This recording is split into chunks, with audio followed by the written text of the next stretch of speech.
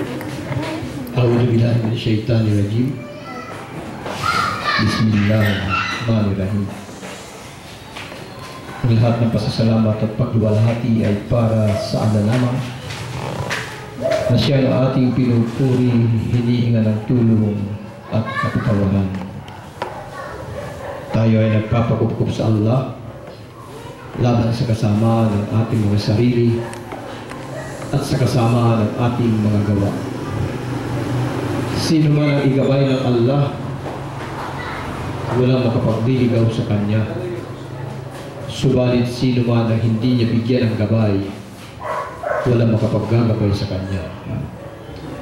Ako ay sumasaksi na walang Diyos na dapat sambahin kundi ang Allah lamang. Siya ay nag-iisa. Siya ang sandigan ng lahat. Siya ay hindi nanganak, hindi rin siya ipinanganak, at siya ay walang katulad. At ako ay sumasaksi na si Muhammad ay kanyang alagad at sugo.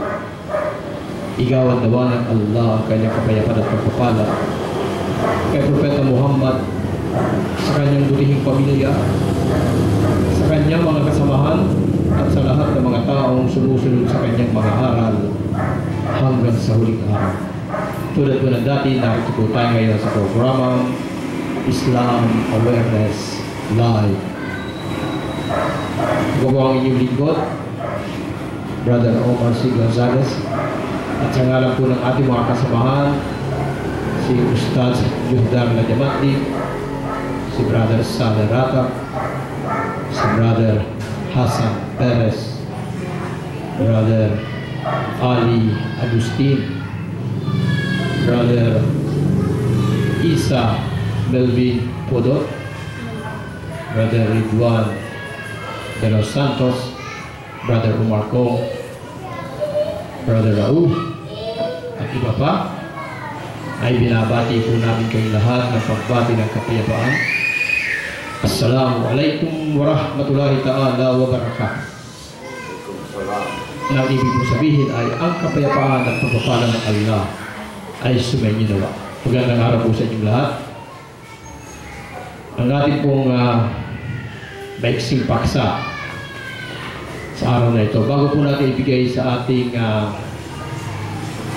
principal speaker na si Brother Martong, ang ating pong ibabahagi sa inyo ay tungkol po doon sa tinatawag na yung pong crescent moon. Yung pong nakita niya po ba yung buwan na nasa, sabi nila, ginagamit na bandila o flag ng mga Muslim. Yung pong crescent moon, yung parang suklay ba? Parang suklay sa gabi, diba? Habang nagsisimula pa lang yung bagong buwan. So, ang crescent moon, iyan po ay kinikilala o sa English ay internationally recognized simbolo ng pananampalatayang Islam. Ang simbolo po ay makikita po sa mga bandera o sa mga flags ng ilang bansang Muslim. At ito po ay makikita rin ninyo doon sa official emblem ng International Federation of Red Cross and Red Crescent Societies.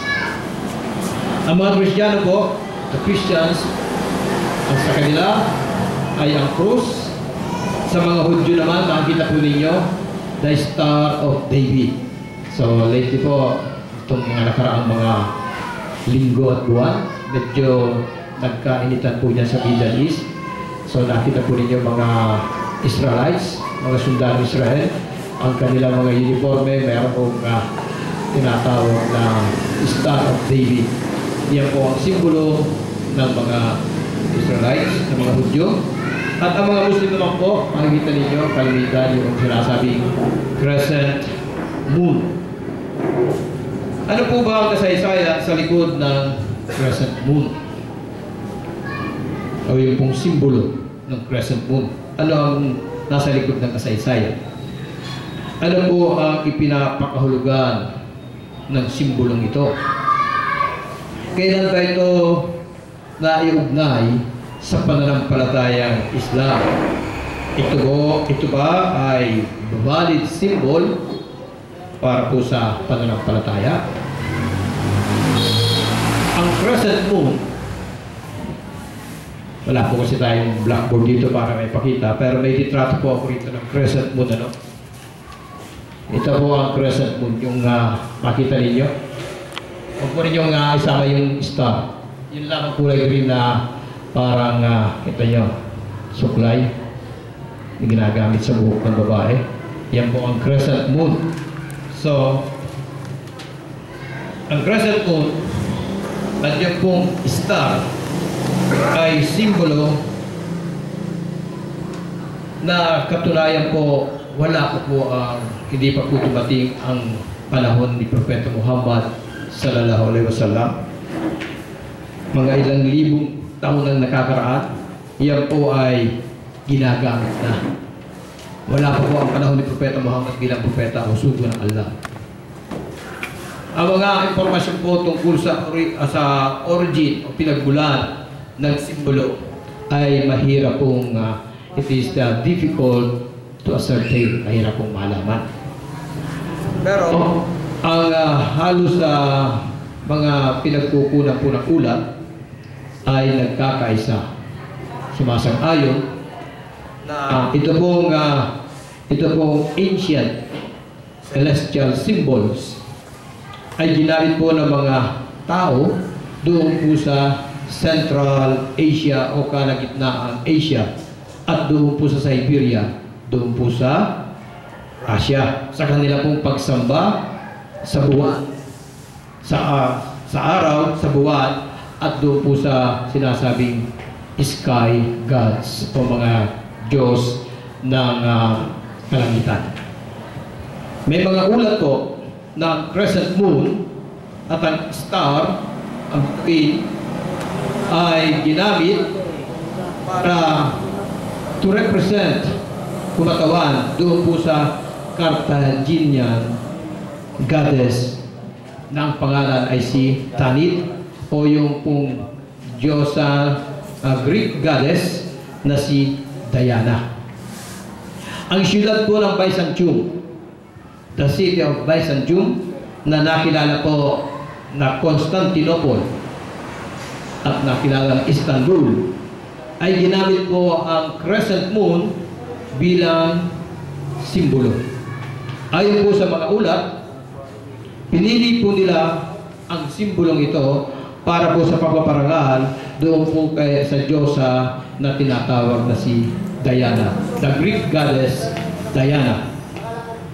Ang iba po ay nagsasabi na ito ay nagsimula doon pong digmaan, sa isang digmaan na kung saan ang mga Romano ay tinalo po nila yung mga Goths sa unang araw po ng lunar month, sa unang araw ng buwan ng tinatawag sa English na lunar month.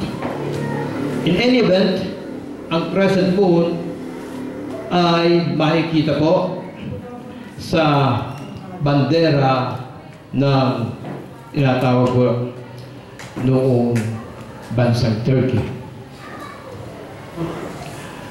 Ang mga nauna po mga komunidad ng Muslim, sa katotohanan, wala po silang ginagamit na simbolo. Kasi po ngayon, pag may nakita na ang mga tao na crescent moon, tapos may star, sa Muslim, sabi nila, sa Muslim. So akala nila yan ang simbolong ginagamit po ng mga Muslim. Pero sa katotohanan po, sa simula pa lamang, wala pong ginagamit na simbolo ang mga Muslim. Nung kapanahon na po ng Propeta Muhammad sallallahu alaihi wasallam, ang mga Islamic armies o hukbong Islamiko at ang mga caravans, kanila pong ginagamit na bandila ay yung pong ang kulay, solid po ang kulay ng mga bandila. Kalimitan, ang bandilang ginagamit ng mga Islamic armies o ng pong mga caravans ay bandila o flag na kulay itim o kulay green o kulay white, puti. para po, ang purpose po yan, mapagkakilanlan. Identification purposes. Halimbawa po, yung caravan o yung Islamic Army dumarating, malayo tayo, makita lamang natin yung kanilang flag, bandera na kulay green, kulay itim o kulay puti. Masasabi na natin na, mga Muslim yan, mga Muslim na sundalo. So, gamit po niya ang layunin for identification purposes. Sa mga later on po, nung nagtagal na po, ang mga Muslim pong mga namumuno ay nagpatuloy sa paggamit ng pong simpleng bandila o bandera na ang kulay ay green, puti o itim. Wala pong markings, basta plain, bandera kulay green, kulay puti o kulay itim. Wala pong mga drawing o walang sulat-sulat doon. Ang una kong gumamit noong tinatawag na simbolo na crescent moon ay yung pong tinatawag na Ottoman Empire. Ano po ba yung Ottoman Empire? Yan po yung mga Turks, mga Turko. Hindi pa, it wasn't until the Ottoman Empire na ang crescent moon at ang star ay naging affiliated with the Muslim world. Nang ang mga Turko ay masakop when they conquered Constantinople or Istanbul noong pong taon 1453. Kanila pong ginamit yung pong bandila na ginagamit ngayon, hanggang ngayon, patuloy na ginagamit ngayon ng mga Turko. At ang simbolo nito, yung crescent moon at yung pong star. Ayon po sa alamat, ang nagtatagpo ng Ottoman Empire, si Osman, nagkaroon po siya habang natutulog, siya ay merong panaginip. Kung saan yung pong crescent moon sa kanyang panaginip, nakita niya ay saklaw po nito, stretch saklaw nito from one end of the earth hanggang sa kabila ng mundo. Sa kanyang panaginip, nakita niya yung crescent moon. Dahil sabi niya, maganda itong palatandaan. Taking this as a good omen, kanya pong pinili ang crescent na maging simbolo ng kanyang kaharian. There is speculation, mga palagay po, na ang star, yung bituin na meron pong limang points, ay kumakatawan po sa tinatawag na limang haligi ng Islam. Pero po ito po ay conjecture lang. Ito po ay palagay lamang. Ang tinatawag pong the 5 points ng star, yan po ay hindi po standard na ginagamit ng Ottoman flags. And as you will see, at makikita po ninyo, hanggang ngayon po, hindi rin po yan ginagamit na bandila ng mga Muslim o mga bansang Muslim hanggang ngayon. Sa mga nagdaang taon, for hundreds of years, ang Ottoman Empire na naghari po, na namuno, na mayagpag sa Muslim world. Patapos po ang daan-daang taon ng pakikidigma ng mga Ottoman o ng mga Muslim with a Christian Europe. It is understandable, ating pong maunawaan, kung paano ang simbolo ng empire o kaharian ng Ottoman ay nagkaroon po ng kaugnayan sa isipan ng mga tao dito po sa pananampalatayang Islam as a whole, sa kabuuan. Ayon po sa kasaysayan, maraming mga Muslim ang tumututol sa paggamit ng crescent moon bilang simbolo ng Islam. Ang pananampalatayang Islam ayon sa kasaysayan ay wala pong simbolo. Hindi po gumagamit ng simbolo. At marami po ang tumatanggi na tanggapin yung pong sinasabi na ancient pagan icon. So, dito po sa maiksi nating sabihin po natin introduction bago po magsalita ang ating guest speaker at si Brother Marco. Sana po nakapaghatid kami ng kunting kaalaman sa inyo tungkol po sa nakikita ninyong bandera, halimbawa ng Pakistan, halimbawa ng Turkey, halimbawa yung mga Muslim countries sa Africa na gumagamit ng simbolo na crescent moon. Yan po ay wala pong kaugnayan sa pananampalatayang Islam. Ginamit lamang po yan, sinimulan lamang gamitin ng mga Ottoman Turks, yung mga taga-Turkey. Sila pong unang gumamit nung bandera na mayroong crescent moon at may star. Pero sa pananampalatayang Islam, wala pong simbolo. Marami po kasi nagsasabi dahil po sa paggamit ng crescent moon, marami tuloy mga kulang sa kaalaman ng mga tao. Ang sinasabi po nila, kaya raw may crescent moon yung bandera o yung mosque, yung tuktok ng mosque ng mga Muslim dahil sinasamba raw nila ang buwan. Hindi po totoo yun. Wala pong katotohanan yun. Hindi po namin sinasamba ang buwan. Kaya po, kung titingnan natin, meron pong isang nagpanahon sa Propeta Muhammad, nung kapanahon ng Propeta Muhammad, tungkol sa Islam. So, more or less ang sagot po niya, kung inihalimbawa niya ang buwan. Ang Islam ay katulad sa buwan. It's like may sasabi, ang buwan kasi pag tinignan po ninyo, sa gabing maliwanag, full moon, o may buwan. Patitingnan nyo ang buwan na hindi po sasakit ang inyong mata. Hindi kayo masisilaw. Di po ba? Ganon din po ang Islam. Sa inyo pong pag-uusisa, pag-aaral, alamin kung anong Islam, makikita po ninyo malamig.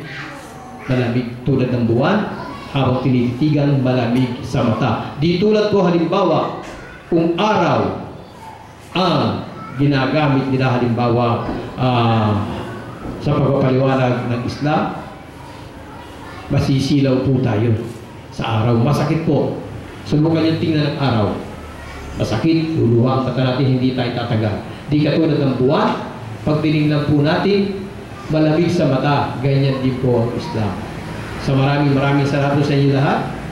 Ako po ang inyong lingkod, Brother Omar Z. Gonzalez, at bumabati po sa inyo lahat sa ngalan po ng ating mga kasamahan dito sa Islam Awareness Live. Bumabati po ng pagbati ng kapayapaan. Assalamualaikum warahmatullahi ta'ala wabarakatuh. Sa mga kapatid sa pananampalatayang Islam, panauhin, iyakin po natin. Ito na po ating guest speaker sa araw na ito. As usual, ang ating pong kapatid na balik Islam din. Siya po ay taga Siasi, Holo. Isa pong katulad din natin na dating Kristiyano na nagbalik sa pananampalatayang Islam. No other than Brother Omar. Salamat po. Brother.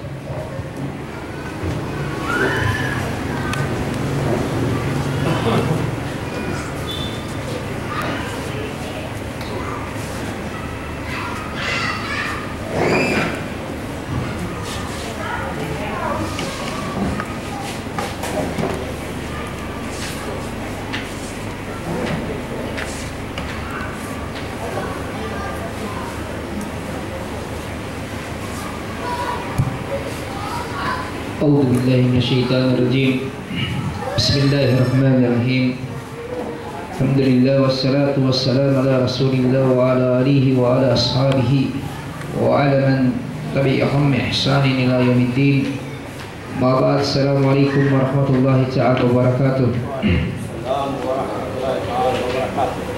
Mga kapatid sa Islam, doon na narinig natin ang kapatid natin si Brother Omar. Pinapaliwanag sa atin regarding sa mga simbolo. Ito ay tinatawag na shi'ar sa Arabic. This is parang simbolo. So, inshallah subhanahu wa ta'ala, may nakuha tayong pag-aaral ngayon, inshallah subhanahu wa ta'ala. Yung gusto ko sana i-topic ngayon, kasi karamihan sa mga kapatid ng last Friday, pumunta sila dito sa mosque. Mga kapatid, sa mga grupo natin, karamihan sa kanila hindi marunong magtausog. So yung salita na ginamit ko sa mosque, pure magtausog, malalim. Kahit si Brother Sally, nahihirapan pag malalim. Si Brother Yunus pala nakakaintindi daw ng konti. Pero nahihirapan. So inshallah ta'ala, ngayon itatopic ko yung tinapik ko dito sa Friday. Inshallah ta'ala, itatagalog natin for the benefit na malaman ng iba, lalo ng isa. Ito sa brother natin, welcome sa Islam. May Allah subhanahu wa ta'ala increase your faith and knowledge. So ginaid siya ng Allah subhanahu wa ta'ala.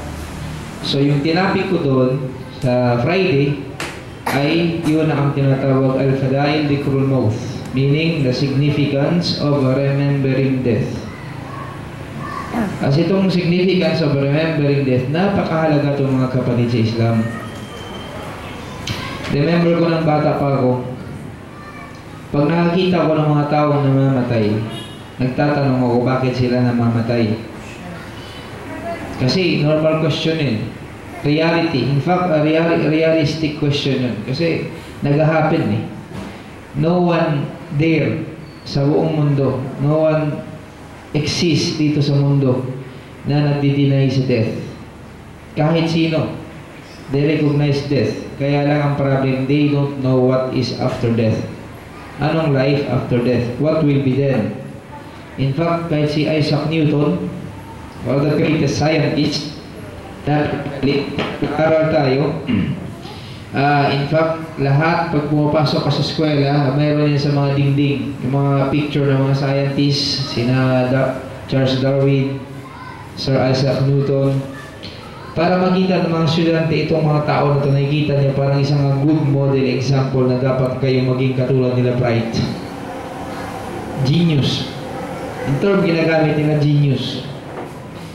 Pero ang tanong dito, anong klase kaya na knowledge ang gusto natin na tingin natin yung knowledge na to makaka-save sa atin, or yung knowledge na to makaka-reach sa atin sa level natin yung ma-earn natin yung pleasure ng Allah. Kasi mayroon certain knowledge for benefit lamang dito sa mundo. In fact, lahat tayo ina-admit natin na ang nagturo sa atin ng knowledge, it is Allah. Allama al-insana ma lam ya'lam. Allah teaches man what he knew not. Ibig sabihin, ang Allah ang nagturo. Hindi lang natin alam in what way tayo tinuruan, because it is knowledge of the unseen. Lahat yan Allah. Tapos binigyan tayo ng Allah ng knowledge, siya pa ang nag-provide sa atin ng mga pangangailangan. For example, plane. One of the part ng plane, ginawa ang mga plane, isang part sa mga plane, yung ginagamit dyan, hadid. Ito yung iron. Ang iron hindi, sabi ng mga ibang ulama ng mga scientists, ang iron nanggaling sa hindi dito sa mundo. Kasi unang-una, ang sinabi ng Allah, itong hadid na to, napaka-strong, sabi ng Allah. Marami kayong magagamit. Manafi'u linnas, meaning benefit for mankind. It is said by Allah in Suratul Hadid, manafi'u linnas, meaning benefit sa mankind. Pwede panggawa ng mga sword, part panggawa ng mga eroplano. So ang magbigay lahat ng mga tools na pangangailangan natin, which is hindi natin mapoproduce, galing lamang sa Allah subhanahu wa ta'ala. Sabi ng mga scientists, itong hadith na to, kailangan manggaling siya from the mightiest, meaning sobrang init niya. Ang pinakamainit yun ng mga stars. At ang tingin natin, akala natin ang pinakamainit ay sun. No. Pag na-reach natin ang star, sobrang init ng sun. Kaya lang hindi masyado ma-reach. Hindi ma-reach ng knowledge ng tao. May certain knowledge, limited lamang. In fact, nilagay na nga nila sa outer space yung Edwin Hubble telescopic. Habang doon, kasi pag dito sa mundo, ito telescopic mo yun, yung stars, mas malayo hindi mo makita. Ngayon nilagay nila sa outer space. nakalagay sa tabi ng satellite. Pero hanggang doon, hindi pa rin nila makita anong itsura ng stars. Kasi pag malayo, nakikita mo siya parang stars. Pero pag malapit sa telescopic nakita nila, hindi siya itsurang star. Napakainit kasi ng star. Kaya nga dyan nanggaling yung Shihab, yung pinagpatama sa mga syaitan. Kasi galing sa star. Pero yung mga syaitan, ang jinn, ginawa from fire, susunog din sa kanila fire. Ganun kamighty ang Allah Ta'ala. Dapat hindi na sila manusunog kasi from fire sila create. Pero mismo fire ang susunog sa kanila. Subhanallah. So, itong mga knowledge na to, kaya lang ang mga tao ungrateful. Hindi nga lamang nila ginamit. Kaya in fact, yung lahat ng mga scientists na naging atheist pa. May mga scientists naging atheist. Ibig sabihin nun, kinontra pa yung Diyos. Hindi nila na-realize ang Allah nagbigay sila ng knowledge. Tapos, ang ginawa nila, kinontra pa nilang Diyos. Sinabi nila, walang Diyos. Diba? Karamihan ng mga scientists, they believe na walang Diyos. Kasi dahil sa knowledge nila, thinking nila, ay tayo nang galing from ape. Sabi ni Charles Darwin. Biruin mo si Charles Darwin, yung knowledge na to, yung knowledge na i-share niya sa mundo, yung false na knowledge na to, ang daming napahamak na tao dahil sa knowledge na to. Isa na doon yung nag-happen sa World War II. Kung alamin mo talagang totoo, isa sa mga books na nabasa ni Hitler, yung book ni Charles Darwin, Evolution. Kasi kung babasahin yung book ni Darwin sa Evolution, ay doon sasabihin sa'yo na kung ang tao pwede lamang siya mabuhay sa mundo kung siya strong. Kaya theory niya yung mga dinosaur Jurassic, theory niya yun eh. Kasi pag titignan mo yung mga dinosaur at saka mga Jurassic, nabubuhay lamang sila kung sila strong. They eat. Kahit mga kasama nila, kinakain nila. So, ginawa ni Hitler para maging strong siya, para maging manalo siya, kailangan niya maging strong, kailangan niya mang-conquer. Okay? Bakit niya na-target yung mga Jews? Because one of the chosen by God. Makaram na Bani Adam. And we, sabi ng Allah Ta'ala, and we gave favor to the children of Adam. Jews, Bani Adam, o Bani Israel aydan. Mayroon din mga Bani Israel. So, ang ginawa ni Hitler, pinatay sila. 7 million Jews to 9 million Jews na pinatay ni Hitler. Bakit? Dahil lamang sa book na to ni Charles Darwin. Yun din ang nabasa yung isang din sa Russia. Kalimutan ko yung pangalan. Before ni Stalin. Si Stalin. Yun. So, itong mga books na ito, nakaka-inspire sa kanila. Kaya nga sabi nila, ang tao, naging ang personality mo sa klase ng book binabasa mo.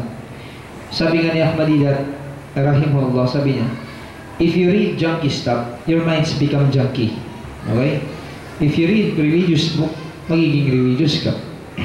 If you read mga books na romantic book, magiging romantic ka. If you read the book na more on laughing, ang ginagawa mo, nagpapatawa ka na parati. So it depends sa anong binabasa mo. If you read junky stuff, alangan bumabasa ka ng mga pornography, nagkukumit ka ng mistake. So kaya dumadaming incest, even sa US, kasi nagpo-promote sila ng pornography. So ang dami nagkukumit ng incest, father with his daughter, son with his mother, subhanallah. So ganyan lang mga kapatid. So namaliit pa ako, talagang ito yung iniisip ko, sabi ko, bakit ang tao namamatay? Nang tinanong si Isaac Newton, sabi niya, Sir, after death, what will be then? After ng death, paano to? Ano nangyayari? Ang answer niya, nothing. After death, nothing. I become dust, nothing. Subhanallah, napakagaling na knowledge, na scientist, nang tinanong siya, after death, ang sabi niya, nothing. Kasi yung knowledge niya hindi nanggaling sa knowledge na makaka-benefit sa kanya. In fact, sasabihin niya ng mga tao, lahat ng mga tao, napakagaling dito sa mundo. They are being in the highest paid. Sila ay pinagmamalaki ng tao. Ginawa sila ng pangalan, napaka-highest nila. Pero in fact, pagdating nila sa impyerno, nandoon na sila sa impyerno, sasabihin nila to. Basahin nyo sa suratul Mulk. Sasabihin nila, law kunna nasma'u aw na'khilu ma kunna fi ashabis sa'ir. Law kunna. Ibig sabihin ng law kunna, kung lamang kami ay nakinig at ginamit ang isip namin, hindi kami mapapasok sa impyerno. Ibig sabihin pala, brother, hindi ginamit ang isip. Kasi paano ba naman, may isip ka nga, hindi mo ginamit ang isip mo. Where is your brain? Sabi ni Brother Sally, kaya pala si Brother Sally galit na galit, nagtatanong, nasaan ang utak niyo? In fact, tama yun. At that was a rhetoric. Kaya lang siguro to si Brother Sally dahil sa galit na minsan, hindi niya makontrol ang temper niya. Pero rhetoric. In fact, ang Allah subhanahu wa ta'ala, pag sumasagot siya, parang terrorist ang Allah pag sumasagot siya sa Quran. Direct. Walang paligoy-ligo. In fact, sinabi ng Allah, intahu. Cease. Ang intahu isang fi'lul amr. Tumigil na kayo. Fi'lul amr. Intahu. Khairul lakum, it is better for you. Innamallahu ilahum wahid. For verily, it is only one God, Allah.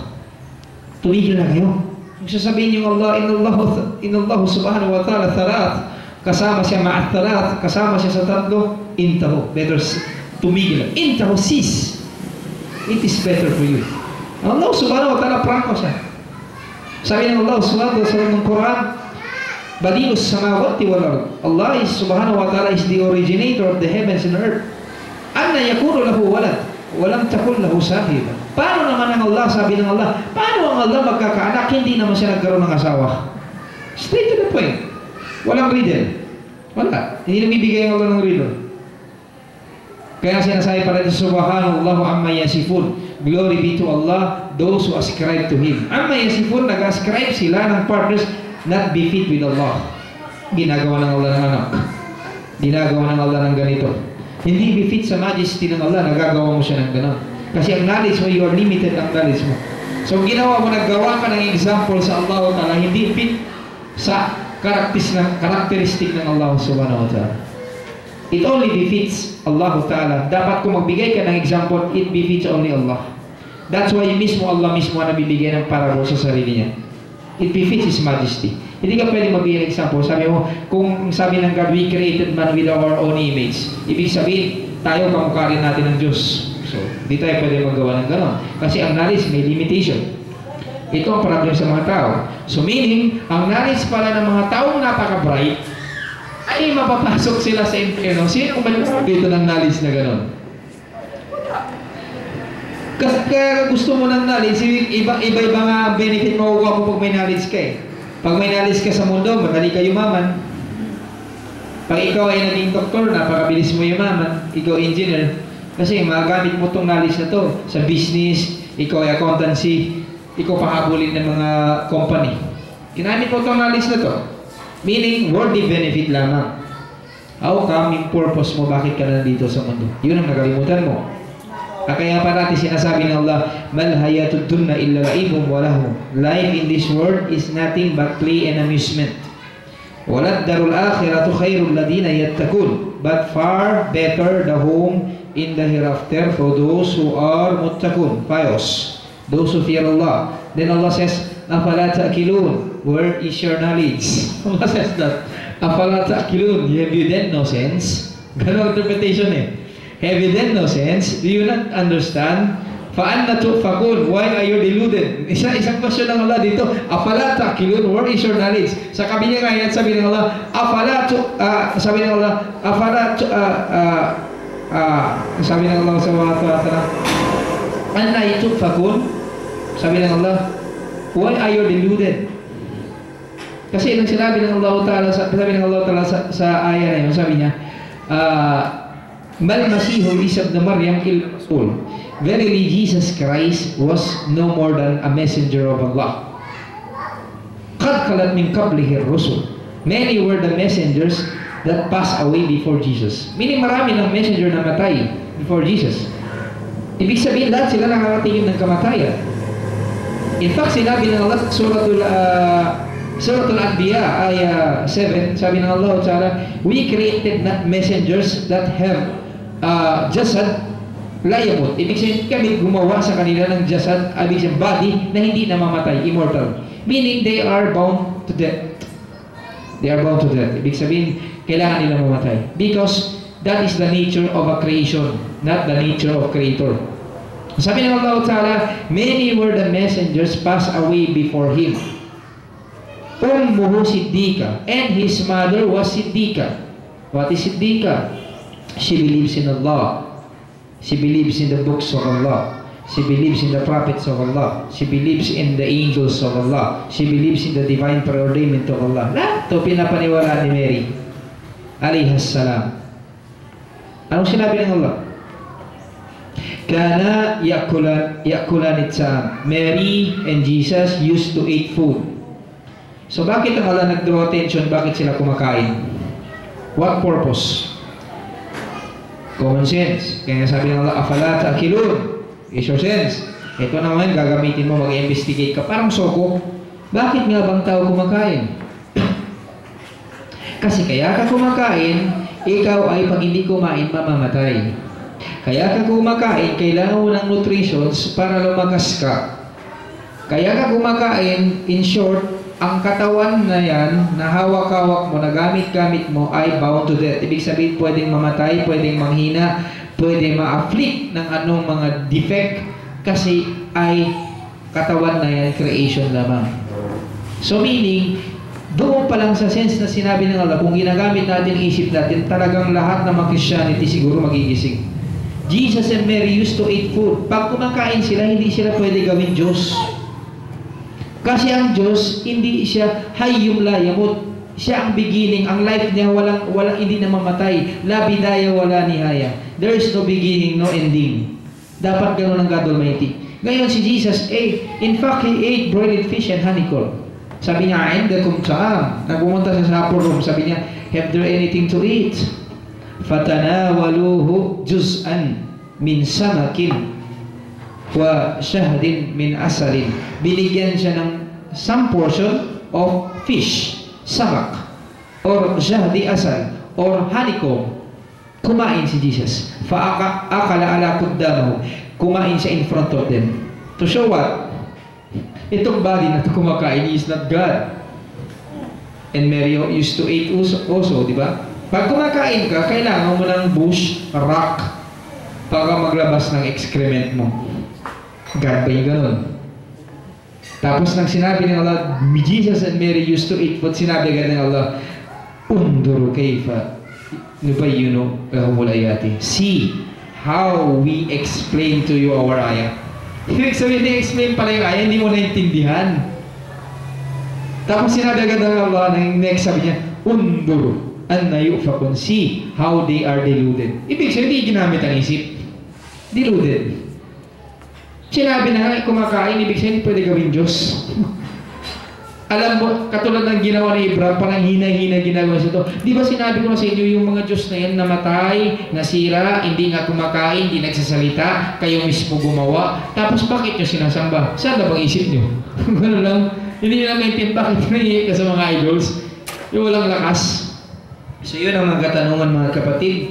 Yun ang tinatanong ko parati ng I was a kid. Ganun ang tinatanong ko. Sabi ko, bakit tayo namamatay? Kung namamatay tayo, ibig sabihin hindi pala tayo eternal sa mundo na to.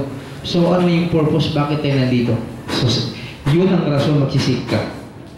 Anong rason bakit ka nandito? Yun ang magandang question. Limada anta fi hadhihi dunya. Di ba mayroon yung book yung binamigay? Bakit ka nandito sa mundo? Limada anta hadhihi dunya. Bakit nandito ka sa mundo? Katanungan yan eh, istifham. Di ba may pinamimigay natin? Bakit ka nandito sa mundo? What is the purpose of life? Okay? Para maglaro?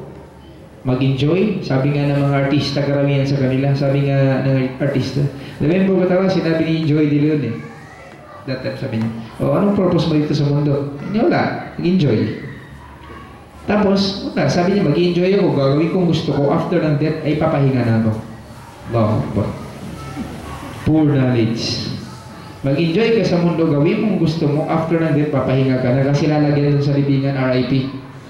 Rest in peace. Tapos nalagyan pa sa context dun, sasabihin nila dun, till we meet again in heaven. Allahu Akbar. Sobrang confidence. Heaven na. Hindi na nga nag-obey sa God Almighty. Gumawa ng katambal sa God Almighty. Heaven pa. Napakaswerte naman. Sabi nga ni Brother Ridwan, hindi niya matanggapin gano'n eh. Sabi niya, unfair kung gano'n. Sabi ni Brother Ridwan. So, subhanallah. Kahit siguro ang tao, pag ang tao ginawa ng Allah ng Diyos, kahit siguro si Balo Ridwan, ginawa ng Allah Diyos ipag-judge sa mga tao, talagang sasabihin niya, hindi fair to ang judgment. Ito, mahirap. Nang limos, walang makain, ito naging mayaman, sinunod ang luho, tapos parehas sila pagdating sa Jannah, makakapasok sa paraiso. Ito naghirap sa mundo, ito nagkarangian sa mundo, tapos parehas sila na sa Jannah. Parang unfair, di ba? Hindi mo kakain ang isip mo eh. You're unfair, God. Papasok ka sa heaven, ikaw ay gumawa ng karangian dito sa mundo, hindi ka nag-obey sa God Almighty, tapos ang reward sa heaven. In fact, ang discussion na to, nag-reach to sa, nakalagay to sa Quran, it's a parable. Yung dalawa, mayroon silang garden. Dalawang garden, read nyo, yun siya, sa Quran.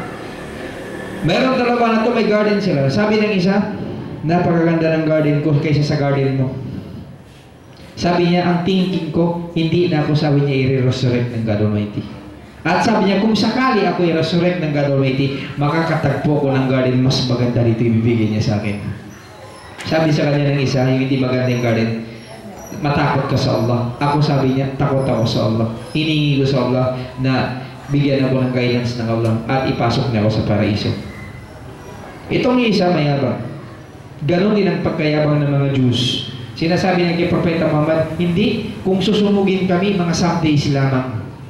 Sabi na, kung susunugin kami, sabi niya, some days lamang, or part ng days, ba'do, yung, or part ng days, o ano, sinabi nila, susunod kami ganun. In fact, nakalisitan sa Quran, yun ang perception nila.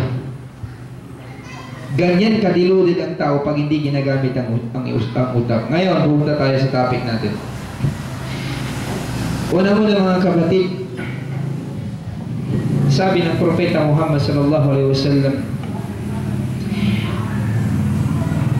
amma innakum law akthartum dhikra hadhihi al-ladhat la shaghalakum amma ara. Napakaganda ng sinabi ng Propeta Muhammad. Sabi ng Propeta Muhammad sallallahu alaihi wasallam, kung lamang parati nyo iisipin ang kamatayan, yung hadim ladhat. Bakit sa tinawag hadim? Ang ibig sabihin ng hadim sa Arabic, destroyer. Ang that, pleasure. Kung parati lamang, sabi ng Propeta Muhammad, iisipin niyo yung destroyer of pleasure. Sino ba yung destroyer ng pleasure? Death. Biruin mo, brother. Ngayon pa lamang yumaman ako.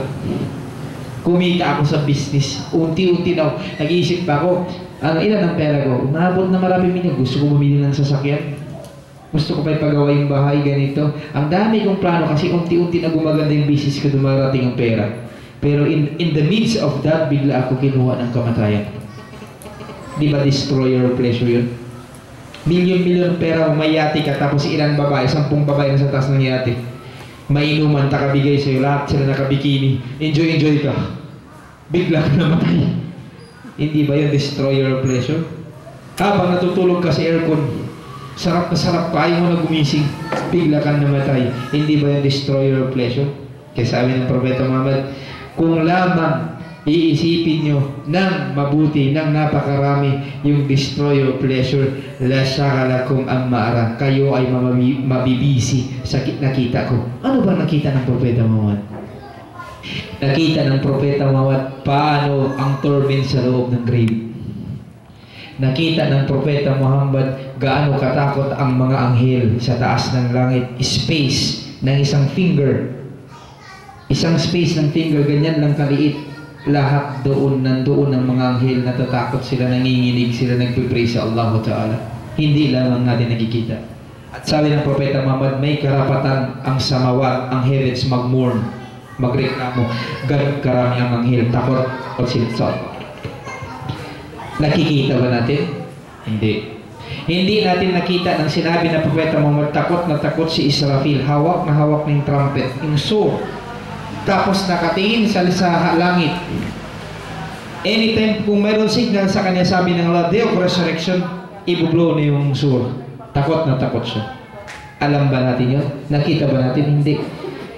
Hindi natin nakita. Kaya sinabi ng Propeta Muhammad, kung nakita nyo, parati nyo nire-remember ang death, Mari-remember yung sabi ng propeta, mabibisi kayo kung anong nakita ko. Kaya ang problema, hindi natin nakita. That's why nandito yung tinatawag, maniniwala tayo sa sinabi ng propeta Muhammad kahit hindi natin nakita. Dahil siya ay Sadiqul Amin. He is truthful. Hindi siya nagsisinungaling. He is the mightiest messenger of Allah. Sabi ng propeta Muhammad, di ba kayo, pag nagkaroon kayo ng asawa, yun ang pinakamasarap na pakiramdam sa buhay niyo? Lalo na sa honeymoon niyo ng asawa niyo. In fact, yung term na tinatawag na magkakasama mo yung asawa mo, in fact, yan ang sasabihin sa'yo ng anghel. Pagdating mo sa libingan, ikaw ay good believer, sasabihin sa'yo ng anghel. Tapos nang hirap mo dito sa mundo, mag-worship sa Allah, mag-obey sa Allah, sasabihin sa'yo ng anghel, doon mismo sa libingan, sabi niya, Nam, kanawmatil urus, matulog ka na, sabi niya, katulog ng pagtulog ng bagong kinasal. Kanawmatil urus. Matulog na kayo katulad ng pagtulog ng bagong kinasal. Alam niyo ba yung pakiramdam ng bagong kinasal? Siya sa mga binata, pa hindi niyo pa alam. Pero pag kayo ay kinasal na, alam niyo yung pakiramdam yung bagong kinasal. Yung excited ka sa night na yun, talagang napaka-ano ng pleasure na yun. Anong sinabi ng Propeta Muhammad? Sa ganun, paraan sabi ng Propeta Muhammad, tuwang-tuwa kayo na talagang bago kayong kinasal, kung nalaman nyo lamang, sabi ng Propeta Muhammad, kung nakita nyo lamang ang nakita ko, hindi kayo makakahanap ng pleasure sa asawa nyo at that time. Sa ganun, sarap ng pakiramdam. Kung nakita nyo lamang ang nakita ko, hindi nyo mahanap ang pleasure that time at sasabihin nyo, sana naging dahon na lamang ako. Kaya nga sinasabi na expression nasa huli ang pagsisisi. Kailan ka magsisisi? Pag namatay ka. Kaya pasalamat sa Allah, si Brother Yunus, ginaid ng Allah. Sabi niya, last 2 minutes. Inshallah ta'ala, brother, bigyan ka pa ng Allah ng mahabang buhay para makapag-ibada pa ng marami. Ganon yun ang ibig sabihin nun Kaya sinabi ng Propeta Muhammad, Law ta'lamuna ma a'lamu. Kung alam nyo lamang ang alam ko, sabi ng Propeta Muhammad, ladahiktum kalilan wala bakaytum katiran. Kung alam nyo lamang ang alam ko, sabi ng Propeta Muhammad, iiyak kayo ng marami at tatawa kayo ng konti lamang. Bakit? Isahin natin ang sinabi ng Propeta Muhammad. Pag ang patay, dadalhin na sa libingan. Sabi ng Propeta Muhammad, kung pwede ko lang hingin sa Allah na iparinig sa inyo ng Allah ang pagsigaw ng taong patay papunta sa libingan, mamamatay ang mga tao makakarinig sa sigaw ng patay. Sobrang sigaw niya, ayaw niya dalhin sa libingan. Nagwawala siya. Hindi nga lamang natin marinig. Bakit ka nga ba hindi ka matatakot? Unang-una, saan ka ginawa? Ginawa ka from dust. Babalik ka sa dust. Minha khalaqnakum. Sabi ng Allah sa Surah At-Taha, chapter 20, Minha khalaqnakum. From it, meaning from dust, you were created. Fiha nu'idukum. In it, you shall return. Minha, galing sa dust ulit, nukhrijukum tharatan ukra. Ibabalik namin kayo uli sa Yawmal Qiyamah, Day of Resurrection. Ganun ka kaliwanag. Galing kayo sa dust, ibabalik kayo sa dust, galing dyan sa dust, i-resurrect kayo.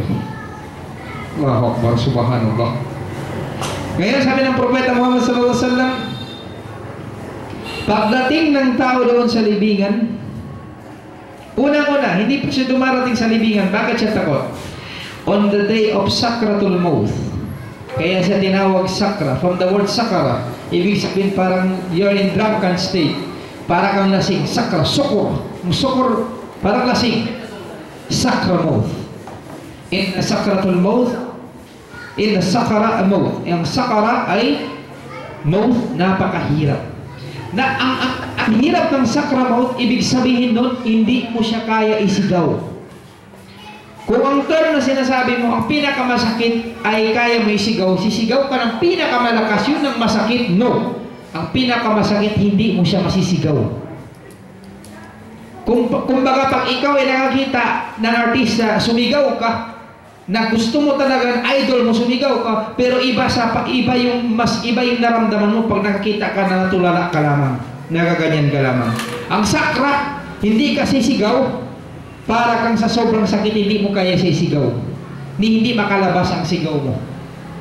Ganun kasakit ang sakra. Biruin mo naman, napakaraming taon kasama mo tong soul na to, biglang hilain. Uupo sa tabi mo yung malakul mo. In between dito sa head mo. Tapos sasabihin sa iyo ng malakul mo, dinadalan ka na ng kafan. Ito ang mga nakita ng Propeta Muhammad, at ipapaliwanag lang natin sa inyo ang hakikat ng death. Dadalan ka ng malakul maut ng kafan. Anong kafan? Shroud. Galing sa impyerno. At the time of death, sakra, yung paningin mo tumatagos na.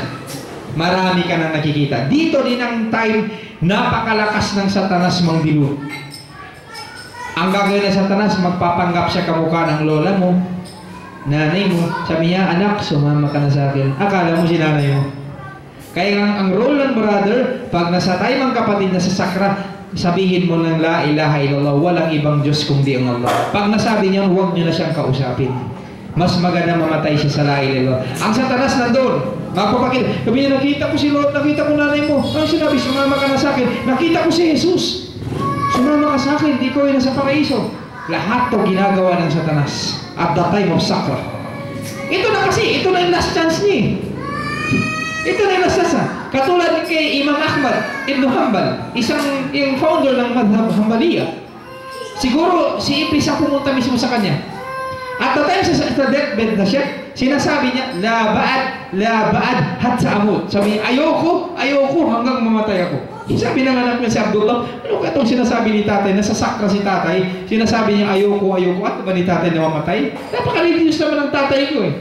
Nang tinanong si Imam Ahmad rahimahullah, sabi niya, tay, si tatay tinanong niya, parang nag-gain ng conscious ulit. Sabi niya, tay, bakit sinasabi mo, wag, ayoko hanggang mamatay ko? Sabi ni Ahmad ibn Hanbal, sabi niya, ang Satanas nag-appear siya sa akin dito sa harap ko. Sabi niya, Ahmad, akin ang kamay mo. Ahmad, akin ang kamay mo. Sabi ko, ayoko magkalaban tayo hanggang mamatay ko. Habang sabi niya, kinakagat niyang kamay na, sige na, please, sumama ka sa akin na. Kung ang tanong dito mga kapatid, kung hindi ka pa nasa sakra, nadadala ka na ng Satanas, paano na pag nasa sakra mo, tinofocus ka na? Parang fraternity lang yan eh. Pag ikaw ay recruited na as one of the brothers, hindi ka na i-recruit. Kaya kung gusto mo makita na maraming Satanas, nandito ngayon sa labas, nandyan, galit na galit. Kung gusto mo tumingin ng Satanas marami, pumunta ka sa moske, sa labas ng moske, para makita niya. Kunwari makita niya si Brother Yunus. Si Brother Yunus parang gusto magbago Narinig niyang lecture about death, parang gusto na mag 5 times. Iparemember ko kay Brother Yunus yung mga ginagawa niya. Paglabas si Brother Yunus, bata ka pa, huwag muna. Enjoy ka muna. Hindi mo pa yan kaya. Ang sinabi ng chef nung tama, pero hindi mo pa yan kaya. Hinay lang, huwag muna. Enjoy ka muna. Ganyan ang Satanas. Ngayon, sasakra ka. Bakit? Kasi pag sasakra ka na, yung paningin mo tumatagos. Makikita mo na yung sa harap mo hindi mo magugustuhan. Nasabi ng Propeta Muhammad sallallahu alaihi wasallam, man ahabba lika Allah, ahabba Allah lika'ah. Wa man kariha lika Allah, kariha Allah lika'ah. Sino sa inyo gusto nyo mamit ang Allah? Ang Allah rin gusto rin siya mamit ng Allah. Sino sa inyo ayaw mamit ang Allah? Ayaw din ng Allah mamit siya. Sabi ni Aisha, asawa ng Propeta Muhammad, may Allah be pleased with her. Sabi ni Aisha, nanay natin, Ya Rasulullah, kung ganon, kami ayaw namin mamatay, ibig sabihin, ayaw namin mamit ang Allah. Sabi ng Propeta Muhammad, hindi yun ang ibig sabihin. Ang takot natin sa kamatayan, ito ay natural fear to. Tinatawag al-khawfut tabi'iyya. Ito ay natural fear. Hindi tayo magkakasala dito. Natural fear to eh. Hindi tayo pwede, isa ka Muslim, takot ka sa death. No, it is a natural fear. Hindi tayo magkakasala dito. Tinatawag to khawf and tabi'iyya. Katulad ng pagkatakot ni Moses. Nang sinabi ni Moses, pag ya Allah, uutusan mo ako pumunta doon kay Firaun, may napatay ako sa kanila. Pag bumalik ako doon, baka patayin nila. Yun ay tinatawag Natural fear. Hindi pinagbawal. Yung sabi niya, Rasulullah, ibig sabihin, pag takot katulad kami, takot kami mamatay. Na napaka-religious ng asawa ng Propeta Muhammad. Takot kami mamatay, ibig sabihin, ayaw namin mamit ng Allah. Sabi ng Propeta Muhammad, hindi ganon. Kaya alhamdulillah, kaya lahat ng ano natin, nire-refer natin sa tafsir ng Propeta Muhammad. Mismo kasi ang mind natin, ang thinking natin, ibig sabihin pala, kaya ayaw mamit ng Allah, takot ka mamatay, ibig sabihin, ayaw mamit ng Allah. Di ba? Yun ang perception natin eh. Pero sabi ng Propeta Muhammad, hindi ganon ang ibig sabihin nun. Okay? Kaya lahat ng ulama magre-refer sa sayings ng Propeta Muhammad. Hindi ganoon. Ang ibig sabihin noon, sabi ng Propeta Muhammad, at the time of death, sakra, malapit na yung death, pupunta yung anghel, magdadala ng kafan, shroud from hellfire, tapos sasabihin niya sa tao na matay, na itong tao na to, fajr, disobedience sa Allah, evil ang ginagawa niya. Sasabihin sa kanya ng angel of death, ukhruj min adabillah. Lumabas ka na from the torment of Allah. Itong soul na to, sabi ng Propeta Muhammad, dahil patagos na yung paningin niya, ayaw lumabas, gusto magtago sa loob ng katawan. Iikot yung soul. Pero ang gagawin ng angel of death, hihilain niya. Because without delay, kailangan mo mamatay. Ni 1 second hindi pwede. Walang delay ang kamatayan. Sabi ng Allah, pag darating kayo ng kamatayan, hindi nyo madidelay, hindi nyo rin ma-advance. Accurate. Kahit isang point dot, hindi pwede. Accurate lahat. Paghila ng angel of death, sabi ng Propeta Muhammad sallallahu alaihi wasallam, nakakita na kayo, sabi ng Propeta Muhammad ng tree, thorn tree. Diba? Tapos lalagyan mo ang thorn tree ng wool. Ikaganyan mo yung thorn tree. Tapos hilain mo. Anong mangyayari sa wool? O wasak. Ganun ang itsura, sabi ng Propeta Muhammad, yung jasad, yung katawan, hindi lang natin makita ng naked ay parang mawawasak sa sobrang paghila ng angel of death. Dahil itong soul na to, ayaw lumabas sa anger ng Allah. Ayun. Paglabas ang soul na to, kaya ang tao mamatay, gaganon talaga, ayaw eh. Mahabol, di ba? Hilain. Paglabas ng soul na to, dadalhin ka sa taas, hihilain ka para anong tawag term dito sa Tagalog? Ikalad ka rin ka ng mga angel of death, dadalhin ka doon. Di ba dito sa atin mga kapatid, pag umakyat tayo sa building, yung pinakamataas na building at tumingin ka sa baba, may tumingin ayaw. Kasi takot ka sa height, nakakatakot eh. Ngayon, ang tanong dito, naisip mo na ba ang sarili mo pagdating sa kamatayan, nasa taas ka ng langit? Tinitignan mo yung earth, gaano kataas yun? Isipin mo, mangyayari yan lahat. Whether you are a believer or unbeliever, mangyayari yan. Pagdating mo, hilahin ka, nakikita mo, sabi ng Propeta Muhammad, itong katawan mo, makikita mo na sa taas ka mismo ng earth. Anong pakiramdam na tayo? Sobrang nakakakaba. Nasa taas ka ng earth. Hawak-hawak ka ng anghel, tapos magtatanong yung anghel from the first heaven, sabi niya, sino yung kasama nyo? Napakabaho. Bakit mabaho? Ang ginagawa sa mundo, hindi sumusunod sa kagustuhan ng Allah. Ang sinasawa, enjoy ng life. Relax. Enjoy ng life. After nyan, pahinga naman eh. Yan ang nakakadilog sa atin. Lalo na pag nakatira tayo sa mga city. Nagiging secularist ang pag-iisip natin. So, dito sa atin, nahihiya tayo kung pinag-uusapan ng pamilya. Brother, wag ilabas yung mga ano ko baho ko. Bakit? Nakakahiya sa pamilya namin eh. Baka sabihin, ganito ko, nakakahiya, papatayin ako ng tatay ko kasi nakakahiya, pamilya namin, ganito. Ang galang-galang kayo ng tao sa pamilya namin. Kasi kami ganito. Ngayon, ang tanong, hindi ka ba nahihiya sa mga anghel ng Allah Ta'ala, papangalanan ng tatay mo at sa lolo mo? Anak nino yan? Sasabihin siya, anak nino to. Anak ni Ridwan. Sample lang, anak ni Ridwan, apo ni Yunus. Papangalanan. Hindi ka ba mahihiya sa mga anghel? Tapos ang tanong, hindi ka bubuksan ng anghel, mag-order ng Allah, ayaw ka ng Allah mamit. Kasi nga sinabi dito, man karihali ka Allah, kung sino ayaw mamit ng Allah, ayaw ka rin mamit ng Allah. Ngayon, sino pa magpaprotect sa'yo kung mismo ang Allah ang tagalika ng lahat, the only wali, the only supporter, the only patroner, hindi ka na niya imimit. Ano mangyari sa'yo? Tapos ang mangyari sa'yo, pag hindi kayo meet ng Allah sa first level ng heaven pa, dadaan ka pa, di ba? 7 yun. First level pa lang, hindi ka na meet, itatapon ka ng hell from hanggaling sa taas, itatapon ka papunta sa grave. Sabi ni Allah, Ibn Qayyim, bubuhay ng Allah yung soul mo, ilalagay ng Allah ang soul mo sa body mo para maramdaman mo ganun kasakit ang mahulog.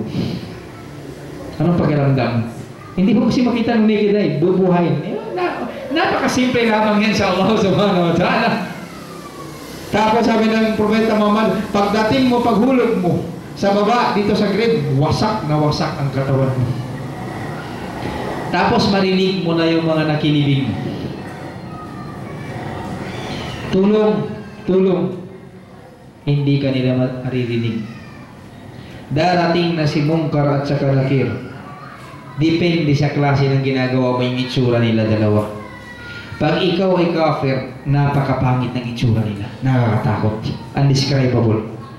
May mga certain na describe sila, pero mga daif, hindi natin gagawin din. Napakatakot ang itsura nila. Takot na takot ka. Ikaw lamang mag-isa sa loob ng grave. Before ka pa ilalagay sa grave, magsasalita na yung mundo. Itong mundo. Lahat tayo nakaapak sa likod ng mundo. Ang sasabihin ng mundo? Sasabihin sa'yo ng mundo, Ana baytul ghurab. Hindi mo ba alam, sabi ng mundo, nakalimutan mo ako? Hindi mo ba alam, nakalimutan mo ako? Hindi mo ako kinilala? Galing ka sa akin, ngayon babalik ka sa akin. Sabi ng mundo, Ana baytul ghurab. Ako ay ang mundo, dito ay ikaw ay nag-iisa, gharib. Wala kang kasama. Dito naghahanap ka ng bahay, sanang pwede maraming makatabi ka. Ayaw mo ng bahay, ng solo ka. Yung secluded, nag-iisa ka lamang. Isolated place, ayaw mo. Wa ana baytul wahda. Ako yung bahay na ikaw ay nag-iisa lamang dito sa loob. Wa ana baytul turab. Ako rin ang bahay na lupa. Lupa. Walang concrete. Lupa. Wa ana baytu dud. Ako ang bahay ng mga uod. Idza tufina 'abdu mu'min kala lahu qabru. Pag ililibing, sabi ng Propeta Muhammad, ang believer, magsasalita yung libingan. Anong sasabihin niya? Marhaban wa ahlan. Welcome, welcome sa'yo. Amma in kunta la ahabba man yamshi ala dahri. Ikaw na ang pinaka-the best na lumakad sa likod ko, sabi ng mundo. Wa'idh fa'idh wulituka yawma wasirta ilayya fasatara sani'i bik. Sabi ng mundo, ngayon malalaman mo anong nireserve ko para sa'yo. Ibig sabihin, may inayos siya sa para sa'yo. Malalaman mo ano ang inayos ko para sa'yo sa araw na to, at titignan mo ano ang niready ko para sa'yo. Parang siyang nagiging mag-decorate sa'yo. Yung sa loob ng libingan. Fayattasi'u lahu madda basari wa yuftahu lahu babul ilal jannah. Subhanallah. I-widen ng mundo, yung mundo, i-widen ng grave, ang grave mo. Lalakihan niya, napakaganda sa paningin mo, napakalaki. Ang top mo paradise na, ha? Tapos wa yuftahu lahu babu ila jannah. Tapos bubuksan niya sa harap mo yung gate sa paradise. Doon ka pa lamang sa libingan, nakikita mo ng ganda ng paradise, ibibigay sa iyo gift ng Allah. Subhanallah, explainable. Ma la aynun ra'at, ang paradise hindi pa nakita ng mata. Wala udunun sami'at, hindi pa narinig ng tenga. Wala khatara ala qalbil bashar, hindi pa na dumako sa isip ng tao kahit isang blink. Ganito ito, wala pa. Pag nakita mo yung ganda ng paradise, sasabihin mo nga mismo sa Allah, sabi mo, Ya Allah, aqimis sa'a. Iumpisahan mo ng iyong al-qiyamah hatta adhaba ila ahli wa mali, para makapunta na ako sa mga asawa ko o pamilya ko sa paradise at saka sa bibigay mo sa akin. Gusto mo na mag-start ng iyong al-qiyamah kasi excited ka na pumasok sa paradise. Kasi mismo lang sa loob ng libingan, makikita, bibigyan ka na ng access ng bab. Pero hindi ka pa makapasok sa paradise, ipapakita na siya ang ganda ng paraiso. Allahu Akbar. فَإِذَا دُفِنَ عَبْدُ فَاجِرٌ. Pero pag nilibing ang fajir, evildoer, dufina, pag nilibing ng abdu, yung slave na fajir, o kafir, o di kaya hindi naniniwala sa Allah, qala lahu kabro, magsasalita sa kanya ang kubur, la marhaban, wala ahlan, walang welcome sa'yo. Hindi kayo welcome. Walang welcome sa'yo, walang peace sa'yo. Amma in kunta la abghada man yamshi ala dahri ilayya. Ikaw na ang hateful sight sa paningin ko na lumakad ka sa likod ko. Itong nilalakaran natin, ito yung mundo sa likod niya. فَإِذْ وُلِّيتُكَ يَوْمًا. May ni-ready ako para sa'yo sa araw na to. وَسِرْتَ إِلَيَّ. Sabi niya, masdan mo anong ni-ready ko para sa'yo. فَسَتَرَى سَنِيبِكَ. Tignan mo anong ni-ready ko para sa'yo. فَيَلْتَئِمُ عَلَيْهِ حَتَّى يَلْتَقِيَ عَلَيْهِ وَتَخْتَلِفُ أَدْلَاعُهُ. Yung libingan niya unti-unti sisikip hanggang yaltaqiya alayhi, hanggang yung ribs niya maglalampas ng isa't isa. Takhtalif, magiging opposite. Iipitin ka. Katulad ni Ricky Reyes, yung bading buhay pa siya, pinagawan niya ng fountain yung libingan niya, pinagawa ng mansion museum. Ganun ang libingan ng mga hindi Muslim. Pinapagandang labas, pero importante hindi labas, mga kapatid, sa ilalim. Ang libingan ng Muslim, makikilala mo lang libingan, ganyan eh. Isa sang napaka 1 inches lamang, inalaw ni Imam Shafi'i. According sa hadis ng Propeta Muhammad, 1 inches lamang, shibran, para malaman siya ilibingan at papalalimin mo para hindi makapasok ang mga, hindi makain ng mga aso, mga ano. Yung lamang malalaman mo. Hindi, walang decoration ang bibingan ng Muslim. Pinagbawal. Pero ang mahalaga sa ilalim, bahokbor. Yung ganda. Tingnan mo ang pinagkaiba ng believer at saka unbeliever. Papagandahin. Si Ricky Reyes meron ng libingan, mansion, tapos nakalagay mayroon pa mga full post. Bakit ganyan? Kanya parang nasa paraiso pa rin ako pag namatay ako. Allahu Akbar. Ito mga kapatid, ang nakikita, ito lahat ng sinabi natin to, ito ang nakita ng Propeta Muhammad.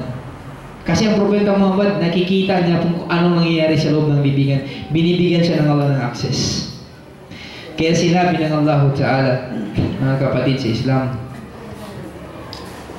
itong mundo ito ay lamang, minsan tinawagan ng Allah Ta'ala itong mundo, mata'ul ghurur. Mal hayatud dunya illa mata'ul ghurur. Life in this world is nothing but mata'ul ghurur. Ibig sabihin, ang mga possession, ang mata kasi sa Arabic possession, amti'ah. Yung jama niya, amti'ah, mata, possession. Yung mga gamit-gamit mo dito sa mundo, bahay, kotse, lahat ng mga to, mata'ul ghurur. Ito ay deception. Hindi dinidisip ka lamang. Para kang nasa dream. Sabi ng mga ulama ussalaf, yung buhay mo sa mundo, para ka lamang natutulog. Nagets mo yun? Pag natutulog ka, ang dami-dami mong dream. Natulog ka, naging mayaman ka. Natulog ka, nagdadrive ka ng kotse. Natulog ka, pinakasara mong pinakamagandang babae. You're in a state of a dream. After ng pagkagising mo, doon malalaman mo ang reality, buhay ka na, gising ka na, dream lang pala yun. Doon pag nalaman mo, pag namatay ka na, doon mo malalaman anong nangyayari ito sa mundo ay temporary lamang, para ka lamang natulog. Para ka lamang natulog. Hindi ko nga alam ang tao, kaya minsan hindi mo mabili si Bara Saleh, where is your brain? Kaya sinabi ng Propeta Muhammad sallallahu alaihi wasallam sa mga sahaba, alam niyo anong kinakatakot ng Propeta Muhammad sa mga sahaba? Sabi ng Propeta Muhammad sallallahu alaihi wasallam, ma faqra akhsha alaykum hindi ako natatakot ng poverty sa inyo. Hindi ko kinakatakutan maging mahirap kayo. Kaya ang mahirap ko kayo, huwag nyo katakutan.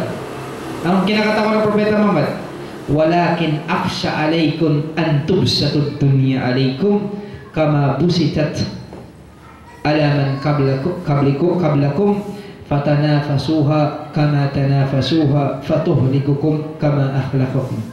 Sabi ng Propeta Muhammad, pero ang kinakatakot ko sa inyo mga umma ko, sabi ni Propeta Muhammad, umiiyak siya, sabi niya, ang kinakatakot ko sa inyo pag ipapalabas na ng Allah yung mundo sa inyo, ibibigay sa inyo yung mundo. O kayo mga Muslim, pag binigay na sa inyo ng Allah ang mundo, katulad ng pagbigay ng Allah ang mundo sa mga nauna sa inyo.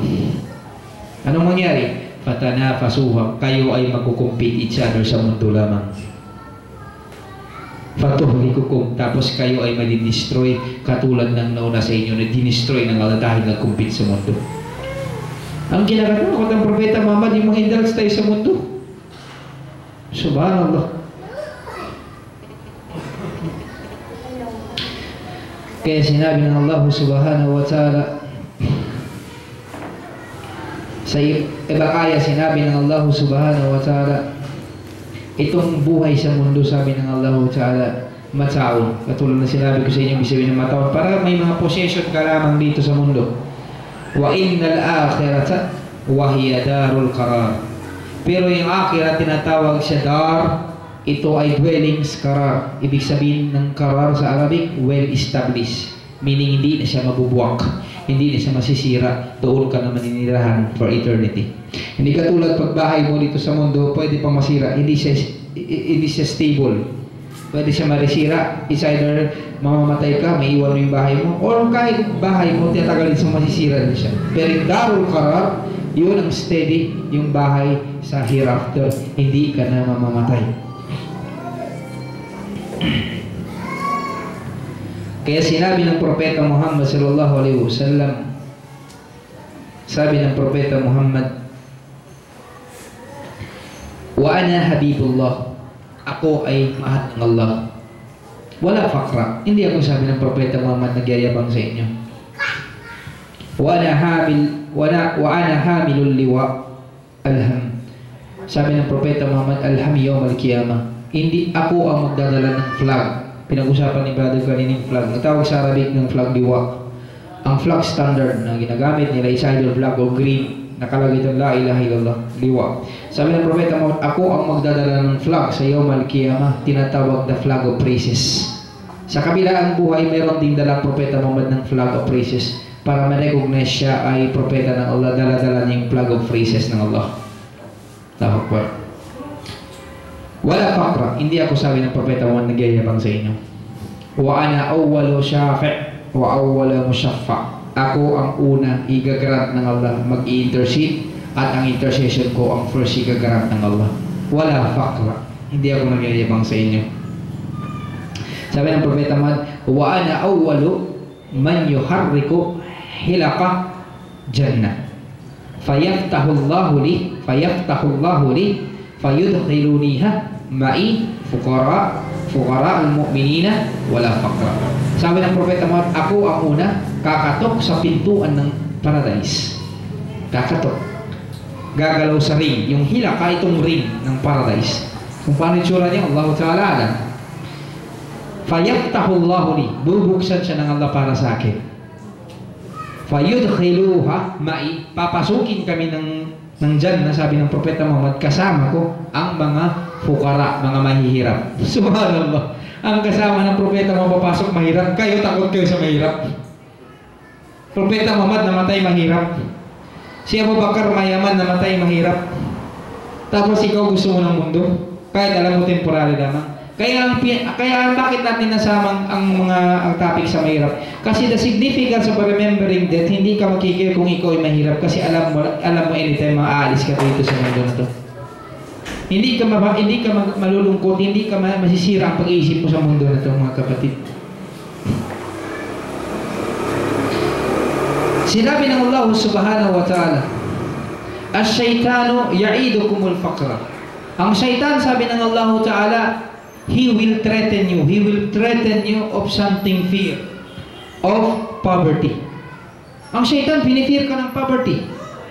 Wa ya'muru bil fahsya, pero uutusan ka niya ng mga gumawa ng masama.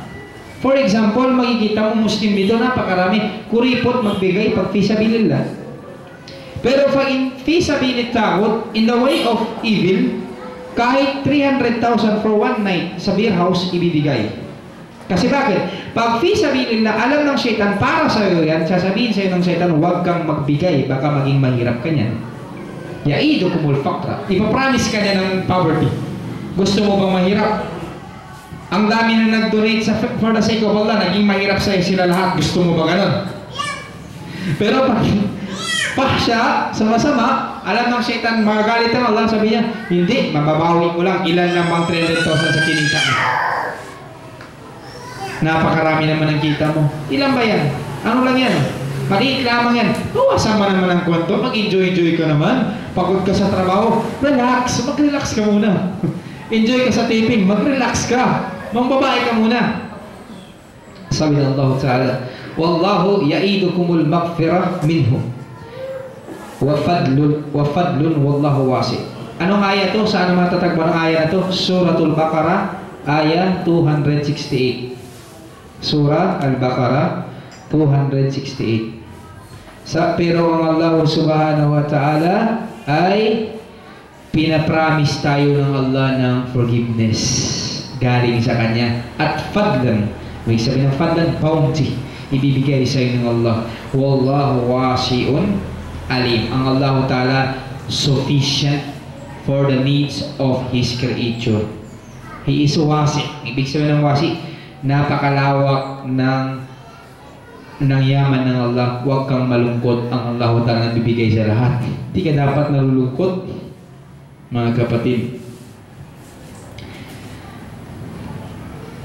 Mga kapatid sa Islam, sa time ng Propeta Muhammad, ang pinakamahirap, itong tinatawag na Ahlus Sufa. Yung mga Ahlus Sufa, napakahirap din mga kapatid. Ang hirap nila ay minsan pag nagsasala sila sa likod ng Propeta Muhammad, hinihimatay sila. Ang sabi ng mga tao, mga bituin sila ay naposes ng jinn.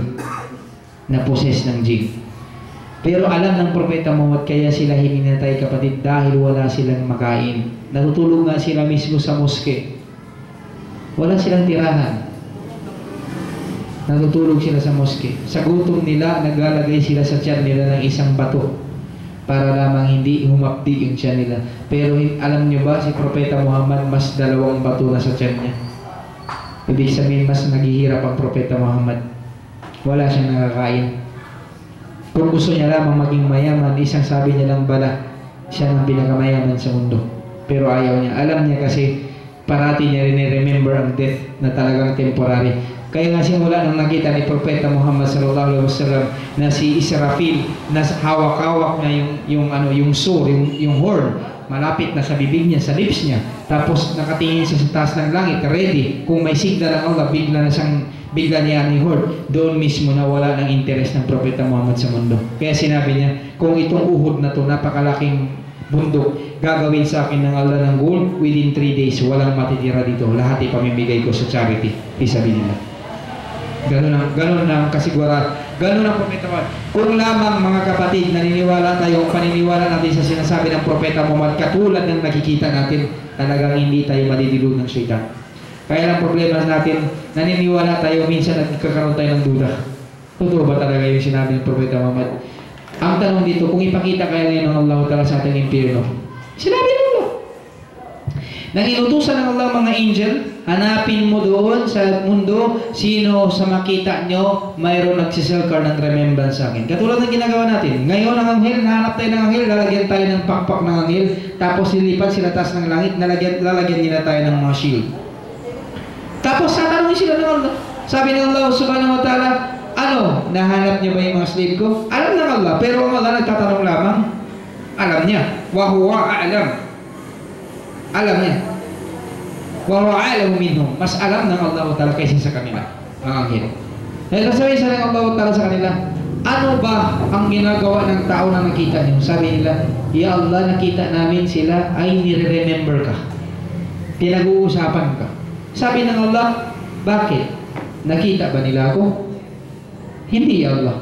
Paano sabi ng Allah pag makita nila ako? Magpakita ko sa kanila. Ya Allah, kung magpakita ka sa kanila, wala ni isa sa kanila gagawa ng syirik sa'yo. Ikaw ay sasambahin nila, nag-iisa ka lamang, wala silang gagawang katambal sa'yo. Kasi makikita ka nila gaano ka kalakas. Gaano ka. Alam ng mga anghel gaano kalakas ang kapangyarihan ng Allah. Ang tao lamang hindi nila alam isukat gaano kalakas ang kapangyarihan ng Allah. Kaya nagagawa nila gawa ng Allah ng katambal. Ito dadaanan namin sa Allah. Parang sinasabi nila ang Allah hindi nakakarinig, kailangan ng daanan. Sabi ng Allah, ano bang hinihingi ng aking mga slave? Ya Allah, hinihingi nila yung Jannah mo, paraiso mo. Bakit? Nakita ba nila yung paraiso ko? Hindi, Ya Allah. Paano sabi ng Allah kung ipakita ko sa kanilang paraiso ko? Ya Allah, sabi ng mga anghel, kung makita nilang paraiso mo, lahat sila papangarapin ng paraiso mo. Gagawin ng lahat para makapasok sa paraiso mo. Mundo nga lamang to. Ginagawa natin ang lahat, kaya natin pumatay para lamang sa mundo. Itong mundo to, walang kwenta sa paraiso ginawa ng Allah. Sino magawa ng mundo na to? Allah, ngayon wala kang tiwala nang sinabi ng Allah ganun kagandang paraiso. Mundo nga lamang, nakikita mo kasi naked dahil nakikita mo ganda ng mundo. Ang tanong, sino ba gumawa sa mundo na to? Allah. Ngayon ang nagsasabi ng Allah, ang akira na hinihintay ko sa inyo, nireserve ko sa iyo, napakaganda, sobra. Ayaw mo maniwala sa Allah. Itong mundo, ginawa niya na nga. Present na sa mata mo, hindi mo pa rin malaman gaano kaganda ang akira na nireserve ng Allah. Subhanallah. Ang mga tao talagang ginagamit ang isip. Ginagamit ang isip sa ating brothers Salih. Yun, sabi ng Allah, ano bang hinihinga nila ng refuge? Bakit sila nangingi ng refuge? Ya Allah, nangingi sila ng refuge sa iyo sa impyerno mo. Sabi ng Allah, nakita ba nila yung impyerno ko? Hindi, Ya Allah. Paano sabi ng Allah kung makita nila yung impyerno ko? Ya Allah, kung makita nila ang impyerno mo, gagawin nila ang lahat, tatakbo sila sa impyerno na yun. Kung pwede, tatakbo ng mabilis. Ang problema kasi mga kapatid, hindi pa kasi natin nakita yung impyerno. Ngayon, binibigyan tayo ng Propeta Muhammad ng picture, taswir. Ang kailangan lang natin maniwala. Yu'minuna bil ghaibi. Di ba sinabi ng Allah, the sign of muttaqun, yu'minuna bil ghaibi. In the beginning of Baqarah, ang sign of believer, they believe in the unseen. Sino nagbigay ng news ng unseen? Allah at Propeta. Kaya sabi ni Ali, tinamulakas ng faith ng sabat. Sabi ni Ali, radhiyallahu anhu, kung makita ko ang paraiso ngayon, sabi niya, hindi mag-i-increase ang faith ko sa paraiso. Ibig sabihin, parang certainty, alam ko na ganon na umabot ang level ng desire ko, gusto ko pumasok sa paraiso. Parang nakikita-kita ko na siya, kahit hindi in reality, hindi ko pa siya nakikita. Ganon kalakas ang faith ni Ali. Sabi niya, kung ipakita sa akin ng Allah ang impyerno, hindi sabi niya i-increase ang fear ko sa impyerno kasi umabot na ko sa level, takot ako sa impyerno dahil parang nakikita-kita ko na siya. Ganyan ang faith ng mga sahabat. Kung ganun lamang ang faith natin. In fact, hindi ko kayo ma-blame. In fact, sa mga sahabat may ganun. Katulad ni Handala. Si Handala, nang kasama niyang Propeta Muhammad sallallahu alaihi wasallam, parang nakikita nila, brother, yung Jannah. Biruin mo habang nagkukwento ang Propeta Muhammad gaano kagandang Jannah, yung paraiso, ang dami nilang katanungan abot sa Allah. Lahat sila tuwang-tuwa para nakikita nilang Jannah. Ang problema nila, nalulungkot sila pag umuwi na sila sa bahay, brother. Pagdating na sa bahay, makikita nilang asawa nila, anak nila, makakalimutan nila na agad ang tinuro ng Propeta Muhammad. Parang hindi ba siya reality pagdating sa bahay? Kaya habang lumalakad si Hanzala, umiiyak siya. Sabi niya, ana munafik ako. Sabi niya, hypocrite siya ako. Tapos nakita siya ni Abu Bakar. Sabi niya, ya Handala, mata ba ka? Bakit ka umiyak? Ano yan? Sabi niya, ya Abu Bakar, ako ay munafik. Ako ay hypocrite. Bakit sinasabi mo? Sabi niya, bakit gaya ganun? Pagkasama ko si Propeta Muhammad, parang nakikita-kita ko yung Jannah. Nakikita ko yung impyerno. Gusto ko nga pumasok at that time sa Jannah. Gagawin ng lahat para makapasok sa Jannah nang kasama natin si Propeta Muhammad. Pero sabi niya, pag umuwi na ako sa bahay, makita ko ang anak-asawa ko, makikita ko na yung mundo, makakalimutan ko na lahat. Sabi niya, Abu Bakar, Handala, yung sinasabi mo, ganyan din ang nararamdaman ko. Ako din ay munafik, sabi niya Abu Bakar Siddiq. Punta Pumunta nga tayo kay Propeta Muhammad, tanungin natin. Nang pumunta sila mga kapatid kay Propeta Muhammad, tinanong nila, "Ya Rasulullah, kami ay munafik." Bakit? Bakit yung sinabi? Kasi ya Rasulullah, bakit ganun? Pagkasama ka namin, parang gusto na namin talaga yung Jannah. Parang ayaw na namin, parang nasa garden kami ng paraiso. Nakikita namin na nandun na kami mismo sa paraiso habang kinukwento mo sa amin. Tuwang-tuwa kami ya Rasulullah. Pero sabi niya, bakit ya Rasulullah, pag umuwi kami sa bahay, nakakalimutan namin. Parang alam namin, pero minsan nakakalimutan namin dahil sa mundo. Ang sabi ng Propeta Muhammad, ganyan kasi ang faith ng tao. Minsan nag-i-increase, minsan nag-decrease. Kaya sinabi ng Propeta Muhammad, binigyan sila ng Propeta Muhammad ng payo. Ito rin ang sasabihin natin sa inyo. Sasabihin ko sa inyo sa reminder ng kapatid nyo. Sabi ng Propeta Muhammad sallallahu alaihi wasallam sa kanila, kung kayo, sabi ni Propeta Muhammad, ang faith nyo katulad ng kasama nyo ako, ganun pa rin ang faith nyo. Before ako tumayo, ganun pa rin ang faith nyo kahit hindi nyo na ako kasama. Sabi ng Propeta Muhammad, kayo ay lalagyan ng mga angel, bibisitahin kayo ng anghel sa bahay ninyo, at ang anghel, igaganyan nila yung pakpak nila, i-cover na kayo ng mga anghel. Ibig sabihin ng Propeta Muhammad, sabi niya, kung ang faith nyo katulad ng kasama nyo ako. Ibig sabihin, kahit saan man kayo, isipin nyo ang faith nyo, parang kasama nyo lamang ako. Napakaganda. Kasi minsan, kasi pag hindi na tayo kasama, hindi nyo na nakasama ang Propeta Muhammad, talagang nadidilog sila. Sabi ng Propeta Muhammad, kung ang faith hindi nagbago, katulad ng kasama nyo pa rin ako, kahit saan kayo pumunta, kasama nyo pa rin ako, ang faith nyo parang kasama nyo pa rin ako. That time, sabi ng Propeta Muhammad, bibisitahin kayo ng anghel sa bahay nyo, at lalagyan kayo ng anghel ng pakpak nila, i-cover up kayo ng anghel sa mercy ng Allah Ta'ala. Subhanallah, yun palang secret. Katulad ngayon, pag ngayon, ang ganda-ganda, karagtong tayo sa Jannah, paraiso, pero pag uwi natin mamaya sa bahay, lahat ng makakalimutan. Kung lamang hanggang ngayon dito ngayon mismo, narinig natin, ang ganda ng pinag-usapan natin ngayon, kung ganito, hindi nagbago, hanggang dumating tayo sa bahay, hanggang ilang araw, hanggang mamatay tayo, hindi nagbago to, subhanallah, ito ay napakaganda. Yun lang na dapat natin gawin. Dapat natin i-practice. Mga kapatid, napahaba ng topic. In fact, wala pa nga ano eh. Kaya lang wala ng oras. Inshallah ta'ala. Kasi isa-isa. So inshallah ta'ala, itutuloy lang natin ulit inshallah ta'ala kung inshallah meron pa tayong bigyan ng lautan ng time. Itutuloy natin kasi marami pa tayong pag-uusapan regarding sa significance of remembering death. Yun ay ano lamang, introduction lamang sa napakaba. So inshallah ta'ala, wa akara dawan alhamdulillahi rabbil alamin. Kung may katanungan kayo inshallah ta'ala. Sige brother. Pagka yung isang tao na malapit ng mamatay, tapos bubulungan mo siya na kung gusto mong maligtas, kahit kikapir siya po banggitin lang sa kanya na yung sinasabi sa hada, maliligtas pa kaya yun? Yan ang pinagsasabi ng mga iba din. Yung mga iba nagsasabi niya. Pero sabi ng ibang ulama sa ganyan paraan, sabi ng mga ulama, unang-una sabi niya, kung sabihin mo man yung la ilaha illallah, in a sense, kasi sabi ng ibang ulama, yung la ilaha illallah yun ay magiging security mo brother pagdating mo doon sa loob ng sa libingan. In fact, one time, ang Propeta Muhammad, siya ay nalulungkot. Nang nakita siya ni Jibril, sabi niya, bakit ka nalulungkot? Di na mo ba Propeta Muhammad, gawin niya kamaling umma? Sabi ng Propeta Muhammad, lungkot na lungkot ako para sa umma ko. Bakit? Kaya sabi niya, hindi ko alam anong mangyayari sa kanila pag sa libingan. Kasi nakita niya ang libingan eh.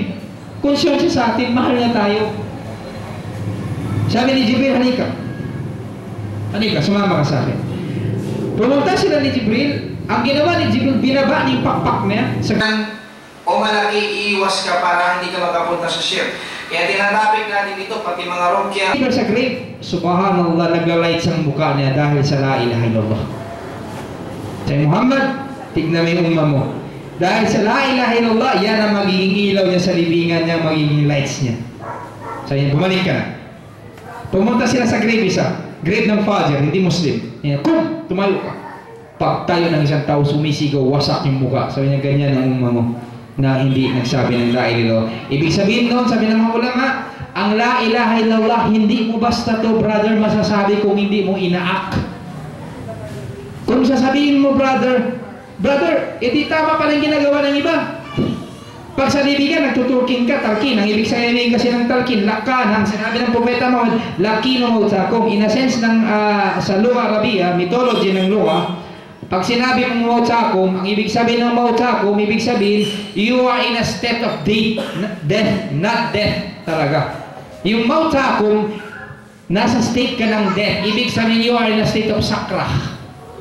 Kaya hindi magkatugma. Sabi mo, itutarkin ko yung taong patay. Kasi patay na, paano mo tutulungan? Hindi sinabi ng Propeta Muhammad, lakino mayyitikum. Sabi niya, mayyitakum. Sabi ng Propeta Muhammad, sige, ipasabihin nyo ng lailala yung mga patay nyo. Hindi. Ang sinabi niya, mautakum, meaning secretul maut, buhay ka pa.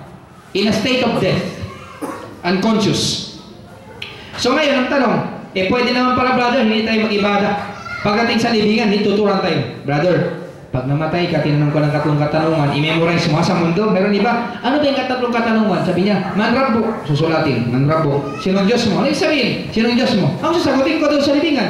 Sasagutin mo, Rabbi Allah. Rabbi Allah. Paano katanungan? Mandino, sinong religion mo? Anong religion mo? Ang sasagutin ko, Din Islam. Islam. Dalawa na, list down. Mangingi, may ganyan. Ano, sabi niya, man Nabiyo, sinong propeta mo? Anong sasagutin ko? Rasulullah, Muhammad, Nabi. Okay. Memorize. Tatlo lang to. Tagal mo sa buhay, tatlong question lang eh. O, memorize. Hindi na ako mag-ibada. Sabi hindi ako mag-ibada. Memorize ko na to. Pagdating ko sa libigan, alam ko yung sagot. Ang tanong, brother, sasagot ba ang minemorize mo? Hindi. Ang sasagot doon yung deeds mo mismo. Nagis mo? Kaya impossible makasabi ang tao, la ilaha illallah, kung siya ay nasa state of death, kung hindi niya, ibig sabihin, hindi niya ginawa ang ibig sabihin ng la ilaha illallah. Nagis mo yung point ko, brother? Ibig sabihin ng magsasalita sa'yo, bibigyan kita si Ikrimah. Si Akram, napakabuti. Na-lecture ko yan, about sa parents. Si Akram, napakabuti. Nang nasa time ng nasa deathbed siya, sabi ng Propeta Muhammad, italkin niya siya, sabi niya, Akram kul la ilaha illallah. Sabi niya, hindi niya masabi. Alam agad ng Propeta Muhammad ang problema. Itong kinaganda. Pag ikaw'y magtalkin ng buhay, katulad ng sinunod mong ang Propeta Muhammad, matutulungan mo pa yung kapatid mo. Nang sinabi, gano'n, sabi ng Propeta Muhammad, mayroon siyang nanay, Nami Rasulullah. Punta natin ang nanay niya. Kinanong ng Propeta Muhammad, ikaw bang nanay ni Akram? Naam ya Rasulullah. Si Akram, paano ba sa'yo ng buhay pa? Ya Rasulullah, si Akram, mahal na mahal ko, anak ko yan. Napakabuti niya sa akin, anak. Napakabuting anak sa akin. 5 times, nag-iibada. 5 times ha? 5 times, nag-iibada ya Rasulullah. Napakabuting obedience sa akin. Pero dumating ang time ya Rasulullah, nagkaasawa siya. Meron siyang asawa. Ang ginawa niya Rasulullah, parati kami mayroong misunderstanding ng asawa niya. At ang ginawa niya, hindi niya kinakampihan yung asawa, kinakampihan niya. At ya Rasulullah, pag nagdadala siya ng pagkain sa akin, yung mga tira-tira, yung konti labang yung sa asawa niya masasarap. Yung sa yung ginagawa ng mga tao, nakakalimutan ng nanay nila eh. Ya Rasulullah, hanggang dumating ang araw na nag-away kami ng asawa niya, hindi niya ako kinampihan, pinalis niya ako sa bahay niya. Ang nanay natin na naghirap sa atin, in 3 stages, wahan ala wahan, sabi ng propeta ng Allah Ta'ala, ang nanay mo in 3 stages naghirap sa iyo, from hardship, upon hardship, upon hardship. Tapos nakalimutan mo, pinahalaga mo yung asawa mo. Di ba may expression sila? Ang asawa madaling hanapin niyan, pero ang nanay hindi mo mahanap, isa lamang. Ang nangyari, sabi niya, alam agad ng Propeta Muhammad, ang tao na matay hindi nag-obedient sa nanay niya, susunugin ng Allah ng sobrang severe sa impyerno. Alam ng Propeta, dahil Nabi, kaya ka nga tinatawag Nabi, ibig sabihin you are knowledgeable regarding sa anong gusto ng Allah. Iyon ang ibig sabihin ng Nabi. May knowledge ka. Anong reality? Anong sinabi ng Propeta Muhammad sa nanay ni Akram? Kukunin namin ang katawan ni Akram, susunugin namin yung katawan niya. Sabi ng nanay na to, ya Rasulullah, bakit nyo naman susunugin ang anak ko? Sabi ng Propeta Muhammad, alam mo ba? Dahil sinaginawa ni Akram, hindi siya naging obedient sa'yo. Susunugin siya ng Allah sa impyerno ng sobrang pagsunog dahil hindi siya naging mabuting anak sa'yo. Dahil ang nanay nilagyan ng Allah ng pagmamahal sa anak, hindi mauubos. Sabi ni kanta ni Freddie Giller, ngayon na tatay ka na, alam mo na at alam mo na. Kahit anong gawin mo, babalik ka sa nanay mo, tatay mo, tatanggapin ka. Di ba? Kailan mo malalaman? Pag ikaw may asawa na, nang bata ka pa, nanay talaga, hindi ako naiintindihan eh. Gumigimik ka sa barkada, pero pag ikaw ay naging nanay at saka naging tatay, ang ginawa sa'yo ng nanay at saka tatay mo, pinagbawal sa'yo, gagawin mo rin sa anak mo dahil yun sa pagmamahal. Kaya lang ang mga kabataan natin yun na sa lulong ng pag-iisip sa mundo, hindi nila na-realize yun ay pagmamahal ng parents. Ngayon, sabi niya, Rasulullah, wag mo naman sunugin ang anak ko. Sabi ng mga propeta Muhammad, hindi mo ba alam dahil sa ginawa ng anak mo, hindi siya forgive ng Allah Ta'ala, susunugin siya ng sobrang sibir. Sabi niya, Rasulullah, saksi ang Allah at ang propeta Muhammad, ngayon araw na to, ipo-forgive ko ng anak ko si Akram. Ang sabi ng propeta Muhammad, ngayon, puntahan niyo na si Akram, nandun siya sa deathbed. Pagpunta nila kay Akram, nasa hagdanan pa, sabi ni Akram, La ilaha illallah Muhammadan Rasulullah. Dahil lamang pala hindi siya naging obedient sa nanay niya, hindi niya nasabi ang La ilaha illallah. Di paano pag hindi mo naginawang La ilaha illallah? So yun kapatid, inshallah subhanahu wa ta'ala, ang mga ganito, yung katulad ng mga ganyan, hindi natin pwede isahan ng Allah. Hindi natin isahan ng Allah, inshallah subhanahu wa ta'ala. Time na ba? Inshallah ta'ala. Kung mayroon pa kayo question, inshallah mayroon pang Maawa pa time. yung oras ng Maghrib. Saan yung brother? Yes. Pagka yung isang tao na mayroon siyang kaaway na hindi siya humingi ng kapatawaran, mangyayari ito? Depende. Kung nag-away kayo dalawa, ikaw talaga may kasalanan, deserving talaga hingi ka before ka mamatay. Kasi ang utos sa Islam, within 3 days lamang kung mayroon kayong kaawayan ng kapatid mo Muslim. 3 days na yung magpapalamig kayo. Pero ang sabi ng Propeta Muhammad, wa khairuhuma, ang pinaka-the best sa kanila. Sa dalawa na salam. Yung ikaw ang uumpisa ng salam. For example, nag-away tayo dito 3 araw. 3 araw yung space natin dalawa magpaalis ng init ng ulo. Tapos, after 3 days, nakita kita, gusto mo kisnap. Ako ang umpisa, sabi ko, Assalamualaikum, Brother Yunus. Ayaw mo. Ang ginawa ko yun, masasake na ako, ikaw na magkakasala, hindi na ako. Nagets mo? Ganon si Islam. Ngayon, kung ikaw talaga may kasalanan at hindi ka nanghingi ng forgiveness, sa kabilang buhay, babayaran mo siya ng amal ibada mo. Iyon ang pinakamahirap. Because isang amal ibada, sabi ng Propeta Muhammad, khairum minad dunya wa ma'aliha. Mas hindi may pagpapalit sa mundo at sa kalaman ng mundo. Isang ibada. Ngayon wala kang choice, ipamamayad yun. Kasi may inoppress ka sa mundo. May ginawan ka, may sinalitaan ka na mabuti. Hanggang sabi ng Propeta Muhammad, ang lahat ng deeds mo, yung hirap mo sa mundo, maubos si pambayad mo. Tapos sabi ng Propeta Muhammad, mayroon pang kasalanan na gawa mo, ilalagay sa mga inoppress mo, ilalagay yung kasalanan nila sa iyo at itatapon ka sa impyerno. Yun ang pinakamahirap. Yun ang sinasabi niyang muflis, bankrupt. Biruin mo, naghirap ka sa mundo. Kaya nga, bakit ang tanong mo? Tanong nila, bakit ang tao nakahubad sa iyo, Malkiyama, tumatakbo? Bakit tayo tumatakbo? Alam mo bakit? Kaya tayo tumatakbo sa kabilang buhay, sa iyo, Malkiyama, day of resurrection, nakahubad lahat. Hindi na tayo magtitinginan. Kahit babae nakahubad sa harap natin, wala na tayong time tumingin. Kasi that time, nagtatakbo tayo, ayaw natin maagawan ng deeds natin. Ayaw! Timatakbo tayo, baka maagawan tayo kasi napakahalaga ng deeds sa araw na yun. Pero ngayon habang buhay ito, walang kwenta sa atin eh. Hindi pa kasi nakita natin ang iyong Malkiyama. Mismo nanay niya, ay nanay mo, na mahal ka, hindi ka kaya ipahamak, ibibigay niya. Hindi niya kaya ibigay yung deeds niya sa'yo. Isa lang ang deeds, hindi niya kaya ibigay. Pag makita niya yung plano, anak, pasensya ka, mahal na mahal kita, pero isang deeds hindi ko kaya ibigay. Kasi baka ibigay ko sa ito, maging rason, ipapasok ako ng Allah sa hellfire, baka maging kulang din yung deeds ko pagtimbang. So mga kapatid, kaya tayo, banatan na natin ang deeds na yan dito pa sa mundo. At siguraduhin natin mga deeds na yan darating sa iyo, Malkiyama, walang makakishare, walang sisingil. Kaya pag ikaw, Brother Yunus, inoppress, huwag ka malungkot. Meron ka agad share. Sisingilin kita para sa kabila. Inshallah ta'ala, ang musim umiwas tayo sa mga ganyan. Inshallah subhanahu wa ta'ala.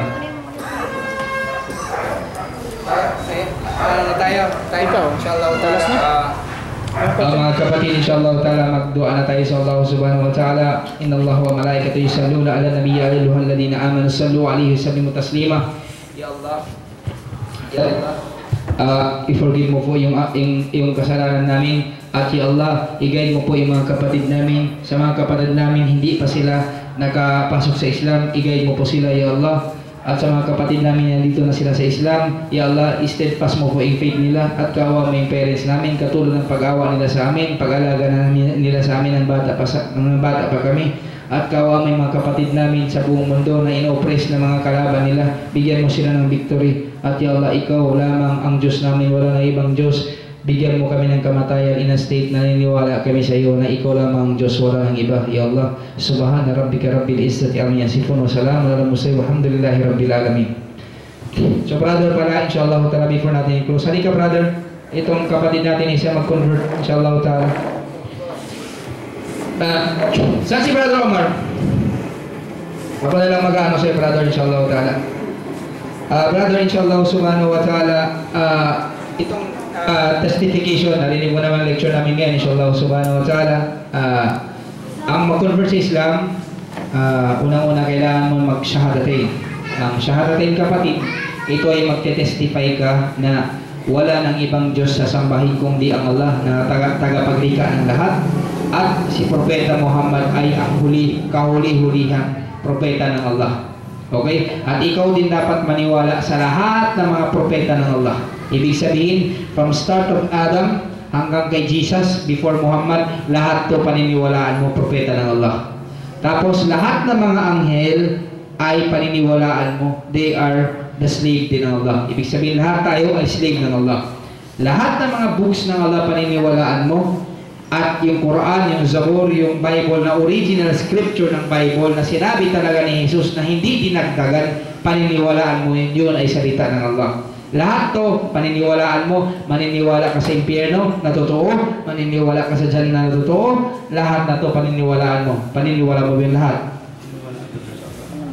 So brother, inshallah ta'ala, before tayo pumunta sa Arabic, muna, sasabihin natin muna sa Tagalog, inshallah subhanahu wa ta'ala. Ako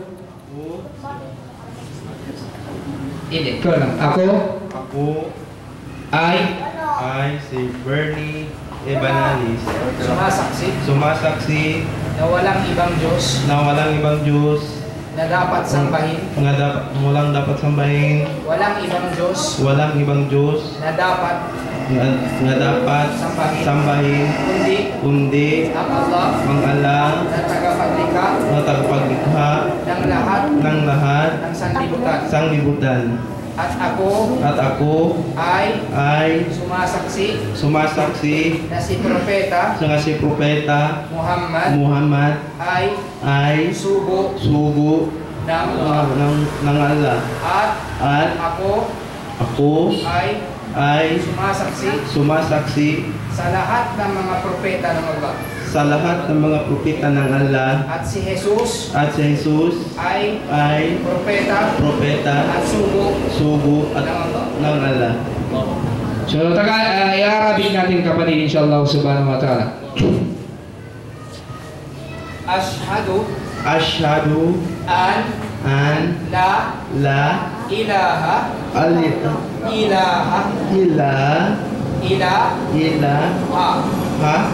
ulitin natin.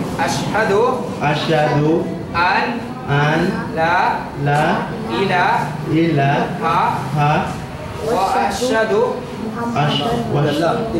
illallah. Wa ashhadu ulitin natin. Subhanallah. Ashhadu an la ilaha illallah Allah. Wa ashhadu anna Muhammadan abduhu wa rasuluhu. Allahu Akbar. Inshallah subhanahu wa ta'ala kapatid, welcome yung kapatid natin sa Islam, inshallah ta'ala. Sadakallahu irsan wa ilman, inshallah subhanahu wa ta'ala kapatid. Barakallahu fiik.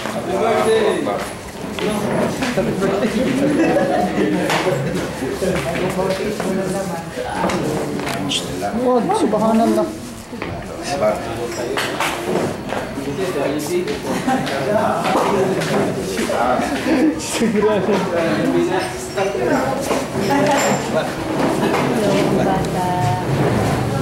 So, tayo.